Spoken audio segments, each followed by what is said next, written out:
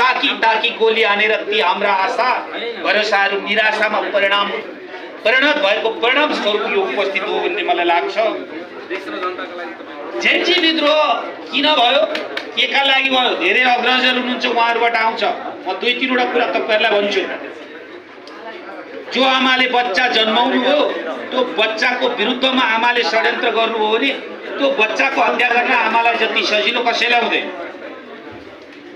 62-63 को जनआन्दोलनको जगमा तयार भएको 72 सालको संविधानमा त्यो संविधान जारी गर्नेहरू नै त्यो संविधान समाप्तको दिशामा आफ्ना आफ्ना ठाउँबाट तालिँदै संविधानमा लेखिएका अक्षरहरूको दुरुपयोग हुँदै गयो।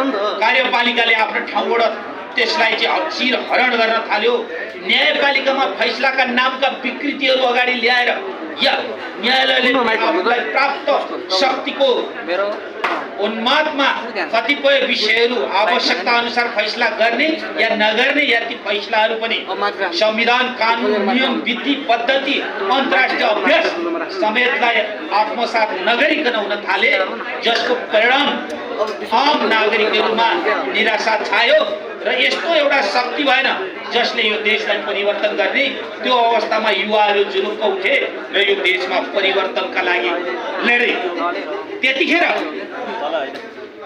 युवाहरू, विद्यार्थीहरू सडकमा आउँदै गर्दा हामीले बनाएको संविधान र कानुन, अन्तर्राष्ट्रिय कानुनले के भन्थ्यो? भेड नियन्त्रण गर्ने सिद्धान्तहरू थिए।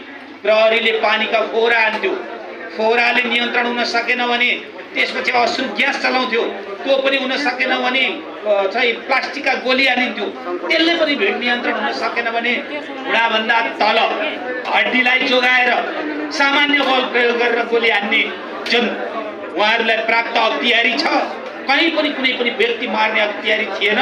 तर उहाँहरूले जुन बर्बरतापूर्वक दमन गर्नुभयो र गोली बारुद वर्षात गर्नुभयो, त्यसको परिणाम त 24 गते आयो र त्यो 24 गते हामीले नसोचेको जन र धनको क्षति भयो। त्यसकै परिणाम स्वरूप राज्य सत्तामा बसेकाहरू त हेलिकप्टरमा चढेर भागे,